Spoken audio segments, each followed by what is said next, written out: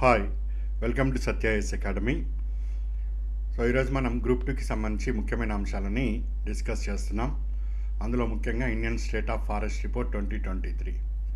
దానికన్నా ముందు క్రిస్మస్ అండి, అందరికీ కూడా హ్యాపీ క్రిస్మస్. నెక్స్ట్ మనం పాయింట్కి వస్తే, ఇక్కడ Indian state of forest report 2023 విడుదల చేయడం జరిగింది. ఇది press information bureau union minister Bhupendra Yadav releases Indian state of forest report 2023. 21 December నాడు ఈయన రిలీజ్ చేయటం జరిగింది ఈ ఫారెస్ట్ రిపోర్టు.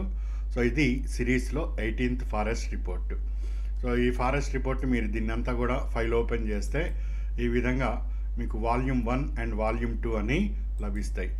వాల్యూమ్ అంతా కూడా జనరల్గా కంట్రీకి మొత్తానికి సంబంధించి ఇన్ఫర్మేషన్ ఉంటుంది. ఇక్కడ దేశంలో ఏమే విధంగా ఉంది అవన్నీ కూడా డీటెయిల్స్ ఇవ్వటం జరుగుతుంది. మొత్తం 368 పేజెస్ ఉంటుంది వాల్యూమ్ 1. వాల్యూమ్ 2 వచ్చి మనకు స్టేట్ స్పెసిఫిక్గా ఉంటుంది. ఇది ఏ రాష్ట్రాల్లో ఏ విధంగా ఉన్నది వాటి గురించి ఇక్కడ డీటెయిల్స్ అన్నీ కూడా ఇవ్వటం జరుగుతుంది.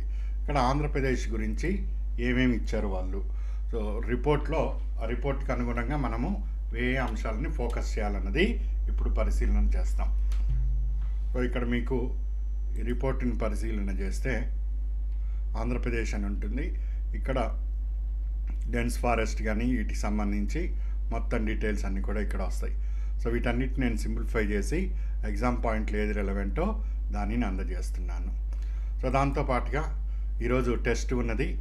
దానికి రిజిస్టర్ అయిన అభ్యర్థులు, కొత్తగా రిజిస్టర్ అవ్వబోయే అభ్యర్థులు, రెన్యువల్ చేసుకున్న అభ్యర్థులు ఇక్కడ రిజిస్టర్ వాళ్ళు అయిన తర్వాత లాగిన్ ద్వారా లాగిన్ అవుతారు వాళ్ళ యూజర్ నేమ్ పాస్వర్డ్తో. ఈ విధంగా మీకు ఇంటర్ఫేస్ ఓపెన్ అవుతుంది. ఇక్కడ ఏపీపీఎస్సీ గ్రూప్ 2 గ్రాండ్ టెస్ట్ అని ఉంటుంది. దీనిని క్లిక్ చేస్తారు. ఇక్కడ మీకు టెస్ట్ 6 అని ఓపెన్ అవుతుంది. దీన్ని మీరు ఈ విధంగా కావాలనుకున్న వాళ్ళు ప్రింట్ కూడా తీసుకోవచ్చు. టెస్ట్ రాయదలుచుకున్న వాళ్ళు ఇక్కడ దీన్ని అటెంప్ట్ చేస్తే click here to start quiz అని వస్తుంది. ఇక్కడ క్వశ్చన్స్ అన్నీ ఈ విధంగా ఉంటాయి. క్వశ్చన్ 1 ఆన్సర్ ఇది, క్వశ్చన్ 2 మీకు స్టడీ చేస్తారు. స్టడీ చేసి దానికి అనుగుణంగా దీని ఆన్సర్ని ఫిక్స్ చేసుకుంటూ వస్తారు. ఇది క్వశ్చన్ 3, దీనికి ఇది ఆన్సర్. ఈ విధంగా 57 క్వశ్చన్స్ ఇచ్చాను. 57 క్వశ్చన్స్ అన్నీ కూడా ఇక్కడ ఆన్సర్ చేస్తారు. మొత్తం మీ క్వశ్చన్స్ అన్నీ కంప్లీట్ అయిపోయిన తర్వాత సబ్మిట్ బటన్ నొక్కుతారు. నెంబర్ ఆఫ్ క్వశ్చన్స్ ఇక్కడ టైమర్ కూడా ఉంటుంది. దానికి అనుగుణంగా మీరు ప్లాన్ చేసుకుంటూ ఉండండి. మొత్తం అయిపోయిన తర్వాత సబ్మిట్ బటన్ నొక్కుతారు. సబ్మిట్ కాగానే అది లెస్ దెన్ 1 minute టైం తీసుకుంటుంది. మొత్తం మీరు ఇచ్చిన అవన్నీ కూడా కరెక్షన్ చేసి మీ ముందు స్కోర్ కార్డు ఉంచడం జరుగుతుంది. ఈ విధంగా సబ్మిట్ కొట్టగానే మీకు ఇప్పుడు కరెక్షన్ జరుగుతుంది. బ్యాక్ ఎండ్లో కరెక్షన్ జరిగి ఈ విధంగా స్కోర్ కార్డు వస్తుంది. Total number of questions 57. నేను ఆన్సర్ చేసింది 4, అందులో కరెక్ట్ అయింది 1 మాత్రమే. నేను ఎన్ని తప్పు చేశానంటే 3 తప్పు చేశాను. నాకు 1/3 నెగిటివ్ మార్క్ చొప్పున 0.99 నెగిటివ్ మార్కులు ఇక్కడ రావటం జరిగింది. ఫైనల్గా నాకు వచ్చిన స్కోర్లో నుంచి నెగిటివ్ మార్క్స్ తీసేస్తే ఫైనల్గా నాకు మిగిలిన స్కోరు ఇది. నా పర్ఫార్మెన్స్ పర్సంటేజ్ జస్ట్ 0.02%గా ఉంది. ఇది డెమో పాయింట్ ఆఫ్ వ్యూలో మీకు చూపిస్తున్నది. మీకు ఇక్కడ 80% వరకు వస్తే మీరు ఓకే చదివిందంతా కూడా రీకాల్ చేసుకుంటున్నట్టుగా ఉంటుంది. ఈ విధంగా మీరు టెస్ట్ అటెంప్ట్ చేయండి. దానికి సంబంధించి అంశాలు ఇక్కడ వస్తాయి. ఇది ఫస్ట్ ఒకటి రిపోర్ట్ ఉన్నది. నెక్స్ట్ దానికి సంబంధించి ఇవి రిపోర్ట్ యొక్క వాల్యూమ్స్. దాని తర్వాత ఇది మన టెస్ట్కి సంబంధించి. ఇప్పుడు మనము ఈ టెస్ట్కి సంబంధించిన అంశాలని ఒక్కొక్కటిగా పరిశీలన చేస్తాము. ఈరోజు మన క్లాస్ అన్నది స్టేట్ ఫారెస్ట్ రిపోర్ట్ 2023. ఇందులో ఉండే ముఖ్యమైన అంశాలన్నీ కూడా నేను కవర్ చేయటం జరిగింది సింప్లిఫై చేసి. డేటా అంతా కూడా ఇక్కడ ఇచ్చాను మీకు. ఫారెస్ట్ టైప్స్ ఏంటి, ఇతరాలు ఏంటి, ఫారెస్ట్లో డిఫరెంట్ ఏంటి, పెరిగింది ఏంటి, తగ్గింది ఏంటి, ఏపీలో ఏ విధంగా ఉన్నాయి, మొత్తం ఫారెస్ట్ ప్రోన్ ఏరియాస్ ఏంటి, దేశవ్యాప్తంగా టాప్ 4 స్టేట్స్ ఏంటి, ఏరియా వైజ్ ఏంటి, ఇవన్నీ కూడా డీటెయిల్స్ అన్నీ కూడా ఇక్కడ మీకు ఇవ్వటం జరిగింది. దాన్ని డిస్కస్ చేయడానికి ముందు నేను మీకు క్లాస్ ఇవ్వటం జరిగింది ఫారెస్ట్ మీద గతంలో. డీటెయిల్గా ప్రతి అంశాన్ని కూడా నేను ఇక్కడ మీకు వీడిఎఫ్ వెరీ డెన్స్ ఫారెస్ట్ అంటే ఏంటి, మీడియం డెన్స్ ఫారెస్ట్ అంటే ఏంటి, ఓపెన్ ఫారెస్ట్ అంటే ఏంటి మొత్తం కూడా క్లాస్లో వివరించాను. అసలు ఫారెస్ట్ అంటే దేనిని తీసుకుంటారు, ఫారెస్ట్ అంటే అర్థం ఏమిటి, మొత్తం అసలు చాలా చాలా డీటెయిల్డ్గా ఈ క్లాస్ ఉన్నది. సో ఈ క్లాస్ చూసిన తర్వాత, ఇది ఈ క్లాస్కి సంబంధించి లోగో, ఈ క్లాసు చూసిన తర్వాత ఇవి చేస్తే అడిషనల్గా మీకు బెనిఫిట్ ఉంటుంది. సో ఎగ్జామినర్ బేసిక్స్ మీద వెరీ డెన్స్ ఫారెస్ట్ అని బేసిక్ మీదకైనా వెళ్ళొచ్చు, లేదా కరెంట్ రిలేటెడ్ ఆస్పెక్ట్ మీదకైనా కానీ తీసుకోవచ్చు, లేదా ఈ రెండింటిని కూడా క్లబ్ చేయొచ్చు. ఆ క్రమంలో ఇక్కడ మీకు బేసిక్లో అసలు వెరీ డెన్స్ ఫారెస్ట్ కానీ మొత్తం అసలు ఈ సిస్టమ్ గురించి మొత్తం A to Z డీటెయిల్గా చాలా చాలా క్రిస్టల్ క్లియర్గా ఎక్స్ప్లెయిన్ చేయటం జరిగింది. సో దానిని చూసి ఫర్దర్ ప్రొసీడింగ్స్ మీరు వెళ్ళండి. లాస్ట్ టెస్ట్ 5కి సంబంధించి అభ్యర్థులు కొంతమంది స్కోర్ కార్డు పంపారు. ఈ అభ్యర్థి 57 క్వశ్చన్స్ ఉంటే 46 మాత్రమే అటెంప్ట్ చేయటం జరిగింది. అంటే దాదాపు ఇంకా 11 ప్రశ్నలు వదిలివేశారు ఈయన. సో టోటల్ ఆన్సర్ చేసింది ఇక్కడ 50 క్వశ్చన్స్ చేశారు.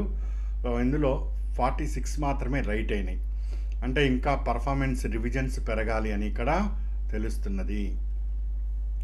అండ్ ఇక్కడ రాంగ్ అవ్వటం కూడా ఇంకా తగ్గితే ఇంకా బెటర్గా వస్తుంది. సో లాస్ట్ టైం మీద ఈ అభ్యర్థి యొక్క పర్ఫార్మెన్స్ ఇక్కడ బాగా పెరిగింది కనిపిస్తుంది మనకి ఇక్కడ. సో నెంబర్ ఆఫ్ క్వశ్చన్స్ ఎన్ని వచ్చినాయి, దానికి ఎన్ని కరెక్ట్ చేశారు, దాని నుంచి ఇదంతా కూడా మిమ్మల్ని మీరు విశ్లేషణ చేసుకోవడానికి చాలా చక్కగా యూజ్ అవుతుంది. అదేవిధంగా ఈ అభ్యర్థి మొత్తం 57కి 50 అటెంప్ట్ చేయడం జరిగింది. వెరీ గుడ్, చక్కగా చేశారు. ఈ అటెంప్ట్ చేసిన దాంట్లో కూడా ఎక్యురసీ చూడండి 48% రావటం జరిగింది. సో ఇంత కాన్ఫిడెంట్గా ఉండటం అన్నది మీ ప్రిపరేషన్కి ఇది బలోపేతం అవుతుంది. ఇదే విధంగా కన్సిస్టెంట్గా మెయింటైన్ చేయండి. ఇక్కడ ఏ స్కోర్ కార్డ్ అయితే మీరు నాకు ప్రజెంట్ చేయటం జరిగిందో ఇదే స్థాయి ఇప్పుడు మనము టెస్ట్ 5 వరకు వచ్చాము. ఈరోజు మనం టెస్ట్ 6ని అప్లోడ్ చేయటం జరిగింది. ఇంకా మనము 23rd టెస్ట్ వరకు కూడా వెళ్తాము. సో అదే విధమైన కన్సిస్టెన్సీ మీరు చేసుకోగలిగితే 100% ఇక్కడ జాబ్ రావటం అన్నది జరుగుతుంది. అదేవిధంగా ఈ అభ్యర్థి ఇంకా రివిజన్స్ ఒకటి చేసుకోవాలి. ఇక్కడ రీకాల్ చేసుకోవటంలో లోపం కనిపిస్తున్నది, దాన్ని ఒకటి సరి చేసుకోండి ఇలాంటి స్కోర్ వస్తే. నెక్స్ట్ ఈరోజు మనం టెస్ట్ 1 కంప్లీట్ చేసాం, టెస్ట్ 2 కంప్లీట్ చేసాం, 3 అయిపోయింది, 4 అయిపోయింది, 5 అయిపోయింది. ఈరోజు టెస్ట్ 6 నేను అప్లోడ్ చేశాను. సో అందులో మీకు ఈ కంటెంట్లన్నీ కూడా వస్తాయి. సో ఆ విధంగా టెస్ట్ 6ని ఆన్సర్ చేయండి. ఇంకా మీ ముందు ఇన్ని టెస్టులు ఉన్నాయి. సో చాలా చాలా యూస్ఫుల్గా ఉంటుంది. ఇప్పుడు మొత్తం మీ చేతిలో 60 రోజులు ఉన్నాయి. డిసెంబర్ 23కి వచ్చేసాం మనం 24కి. సో కరెక్ట్గా 60 డేస్, ఫిబ్రవరి 23 అంటే 60 డేస్ మన చేతిలో ఉన్నాయి.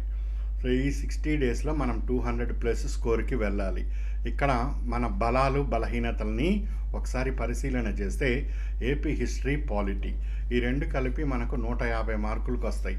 ఇక్కడ నేను ఇచ్చిన టెస్ట్లని మీరు ఇన్ అండ్ అరౌండ్, టెస్ట్ అంటే ఆ ఒక్క బిట్కనే కాకుండా ఇన్ అండ్ అరౌండ్ దాని చుట్టూ ఉండే అంశాలన్నీ చదివి రీకాల్ చేసుకుంటూ ఎక్కడ తప్పు చేశామో అది తెలుసుకుంటూ మీరు అప్డేట్ చేసుకుంటూ ఉండగలిగితే ఈ 150లో అట్లీస్ట్ 120+కి మీ స్కోర్ వెళ్ళగలుగుతుంది. సో 200లో 120+ స్కోర్ వచ్చిందంటే చాలా చాలా సేఫ్ సైడ్లో ఉన్నారు. ఈ 120ని ఇక్కడ పట్టుకుందాం. నెక్స్ట్ ఇక్కడ మీకు ఏపీ ఎకానమీ, ఇట్లా నేను ఇచ్చే అంశాలు అవన్నీ కూడా యూజ్ అవుతాయి. మొత్తం ఏపీ ఎకానమీ నుంచి మనం 30 బిట్లు ఎక్స్పెక్ట్ చేస్తున్నాం. 30లో కనీసం 20 అయితే మనం ఇచ్చే టెస్టులు కానీ కంటెంట్ కానీ ఇప్పటివరకు మనం చదివిన చదువు కానీ అన్నీ కలిపితే 20 మార్కులు అయితే ఎటు పోవు. ఇక్కడ మనకు 140 మార్క్స్ ఈజీగా స్కోర్ అవుతున్నాయి.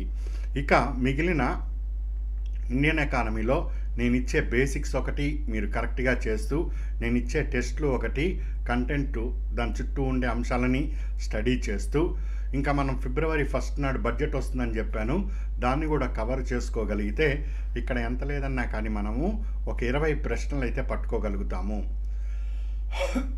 చాలా చాలా యూస్ఫుల్గా ఉంటుంది. నెక్స్ట్ అదేవిధంగా సైన్స్ అండ్ టెక్నాలజీకి సంబంధించి మొత్తం 5 యూనిట్లో నేను వీటిని బేసిక్స్ అన్నీ కూడా కవర్ చేసుకుంటూ వస్తున్నాను, అప్డేట్స్ కూడా కవర్ చేసుకుంటూ వస్తున్నాను, ఇంకా గ్రాండ్ టెస్ట్లు కూడా వస్తున్నాయి మీకు. సో టెస్ట్ రాసి ఏ ఏరియాలో మీరు వీక్గా ఉన్నారో చెక్ చేసుకుంటూ దాన్ని అప్డేట్ చేసుకుంటూ వచ్చినా కానీ ఈ బేసిక్స్ ప్లస్ కరెంట్ రిలేటెడ్ వీటి నుంచి 40 బిట్లు ఎటూ పోవు. నేను అంత కాన్ఫిడెంట్గా నేను ఉన్నాను. సో మీరు చేస్తే మీకు కూడా అదే కాన్ఫిడెన్స్ అన్నది వస్తుంది.